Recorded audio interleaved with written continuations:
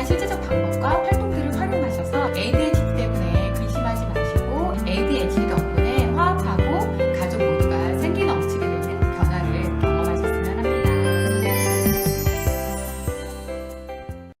안녕하세요, 알쌤입니다. 지난 시간에 ADHD 실제편으로 약과 관련 사이트를 살펴보았는데요. 오늘은 그 다음 이야기로 음식과 추천 도서 그리고 다양한 활동들을 나눠보도록 할게요. 먼저 음식에 대해서 이야기 나눠볼까요? 조심해야 하는 음식과 또 추천해드리는 음식이 많이 있지만 그 중에서 저는 2가지씩만 안내해드리도록 할게요. 조심해야 할 음식으로는 첫 번째, 밀가루. 글루텐이 있습니다. 밀가루의 당분과 단백질인 글루텐이 만나서 알코올로 변하면 곰팡이균이 과다 증식하여 가려움증, 만성피로, 면역력 저하, 주의력 결핍 등을 일으키게 된다고 해요. 또한 장에 염증 반응을 일으키고 뇌의 기능도 떨어뜨려서 주의해야 할 음식입니다. 두 번째는 당입니다. 초콜릿과 인공 감미료가 들어있는 음료 등을 먹고 나면 더 충동적으로 행동하게 되는 경우를 볼 수 있는데요. 많은 양의 당분 섭취는 순간적으로 혈당을 높여서 아동들의 뇌에 좋지 못한 영향을 주게 된다고 합니다. 그러니 당분은 조절이 꼭 필요합니다. 추천해드리는 음식으로는 유산균과 오메가3가 있습니다. 유산균은 신경 전달 물질을 생성하는 데 필요한 단백질과 비타민 B, C의 중간 역할을 하고 면역 조절을 해주는 식품이라 추천해 드립니다. 그리고 오메가3는 성장과 뇌에 꼭 필요한 영양소이기 때문에 추천드리고요. 음식으로 먹어도 좋고 어려울 때는 건강보조제로 이렇게 드셔도 됩니다.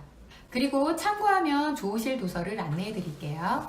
출판한 지는 꽤 되었지만 리틀 몬스터가 있습니다.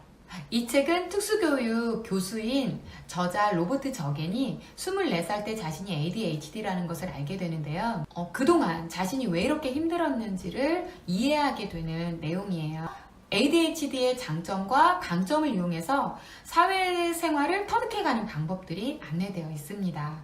그리고 두 번째는 불의 아이, 물의 아이예요. 이 책은 소아신경발달 전문의인 스티븐 스컷 코언이 아이들을 나무, 불, 흙, 쇠, 물 이렇게 5가지의 기질로 분류해서 설명하고 있어요. 5가지 기질에 맞는 치료 방법도 안내되어 있으니 참고하시면 좋겠습니다. 또 최근에 출판된 우리 아이 독특한 행동, 특별한 뇌에서는 기능성 신경학 전문의이신 밸런스 브레인의 장원웅 대표께서 스펙트럼 장애에 대해서 안내해주고 있는데 스펙트럼 장애의 한 종류인 ADHD를 일부 다루고 있어요. 특히 ADHD 아동들은 도파민이 부족한데 생각에 집중하면 도파민의 분비가 증가해서 일시적인 안정감을 얻는다고 해요. 그래서 게임에 중독되는 이유라고 합니다. 하지만 아이들이 게임을 할 때는 이 전두엽을 사용하지 않아요. 그래서 오히려 전두엽의 성장을 방해받고 후각적인 자극에도 집중하기 어렵다고 해요. 순환의 연속인 거죠. 해결책으로 운동을 제시하고 있어요. 운동을 하면 뇌혈류가 증가하여 뇌의 신진대사에 영향을 줘 정보를 전달하는 시냅스의 기능이 강화되고 또 손상된 뇌세포의 구성물질을 복원시켜서 뇌를 건강하게 만들어준다고 해요. 또 엔돌핀과 세로토닌 같은 호르몬의 분비로 정서적 안정감을 주어서 스트레스에 대한 내성을 향상시킨다고 합니다. 책 맨 뒤에 보시면 뇌를 건강하게 해주는 운동요법과 음식 레시피가 나와 있어요. 운동요법과 다양한 뇌성장에 좋은 음식들이 소개되어 있고 레시피도 함께 소개되어 있으니까요. 참고해서 보시면 좋겠습니다. 다음 책은 ADHD는 병이 아니다입니다. 이 책의 원 제목은 리탈리는 답이 아니다 인데요. 번역본으로 출간되면서 번역본 제목을 이렇게 한 거고요. 저자인 스테인 박사는 정신과 의사인데요. 2 아들이 ADD와 ADHD 진단을 받으면서 약물을 복용하게 돼요. 그때 부작용을 일으켜서 약에 대해서 자세히 살펴보게 되고 위험성을 느끼면서 행동치료 위주의 치료를 하게 됩니다. 그 부분이 안내되어 있고 여기서는 타임아웃 제도하고 토큰 강화 제도를 이야기하고 있어요. 이걸 쉽게 설명하면 타임아웃 제도는 저희 생각의자 있죠. 네, 그 생각의자이고 토큰 제도는 저희 스티커 제도라고 생각하시면 됩니다. 생각의자도 정말 좋은 방법인데 초기에 기싸움이 좀 필요하죠. 꼭 이기셔야 됩니다. 그리고 스티커 제도 같은 경우도 좋은 방법인데 이거는 제 경험으로는 초등 저학년 정도까지 활용하시면 좋겠어요. 끝으로 제가 추천해드리는 가정에서 하시면 좋은 활동으로는 칭찬이 베이스가 되는 활동들이에요. 사실 이건 ADHD뿐만 아니라 아이를 키우시는 모든 부모님들께 드리고 싶은 말씀이기도 해요. 핀잔이나 지적보다는 작은 성공 경험에 대해서 칭찬해 주시기를 당부드려요. 다시 돌아와서 제가 ADHD 부모님들과 상담하면서 꼭 말씀드리는 활동이 목표 행동 체크리스트와 계획표예요. 아주 쉬운 단계부터 1개나 2개 정도를 작성하시는 건데 너무 많으면 성공 확률도 떨어지고 또 장기적으로 할 수가 없어요. 그래서 간단하지만 성공할 수 있는 1가지에서 2가지 정도를 체크해 가시는 거예요. 중요한 건 매일이요. 계획표는 꾸준히 매일 일과를 적어서 시간에 맞춰서 해나갈 수 있도록 확인해 주시는 거예요. 무리한 계획표가 아니라 지킬 수 있는 계획으로 하나씩 이루어가는 거예요. 성공 확률을 높여주시는 겁니다. 즐겁게요. 아이들이 좋아하는 활동을 목표 활동에 접목을 해서 활동으로 이끌어 주시면 보다 효과적인 방법이 될 수 있겠죠?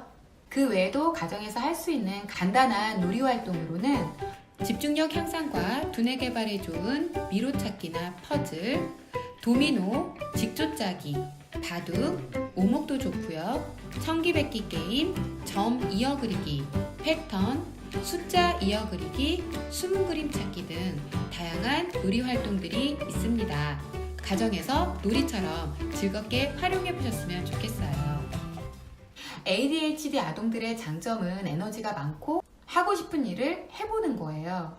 또 하고 싶은 것에는 집중력도 높고요. 우리 아이들은 하고 싶은 건 잘할 수 있는 아이들이기 때문에 무엇보다 동기부여가 중요합니다.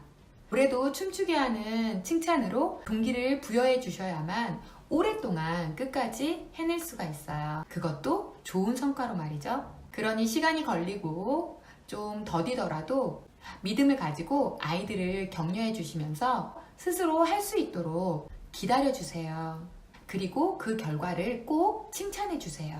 그리고 추가로 학령기 아이들이니 다양한 학습적인 경험을 해주시는 것과 독서를 추천드려요. 잠자리에서 읽어주는 책은 정말 꿀이라고 말씀드리고 싶어요. 학습적인 도움뿐만 아니라 정서적 안정에도 정말 큰 도움이 됩니다.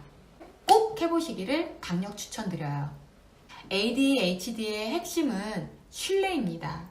신뢰를 바탕으로 스스로 할 수 있도록 기다려주시는 것. 저는 그 믿음이 아이를 바르게 성장하게 하고 변화하게 해준다는 것을 믿어 의심치 않습니다. 바로 변화되지는 않아요. 오랜 시간이 걸리죠. 하지만 마음의 여유를 가지고 일관성 있는 태도로 아이를 믿고 지켜봐 주세요. 분명 아이는 그 믿음에 멋지게 대답해 줍니다. 이 세 단어만 기억해 주세요. 신뢰, 일관성, 칭찬. ADHD와 함께하는 일은 정말 어렵고 힘든 일이에요. 많은 노력과 인내의 시간이 필요합니다. 하지만 우리 아이들에게는 분명 훌륭한 에너지와 멋진 아이디어들이 반짝거려요. 부모님의 배가 되시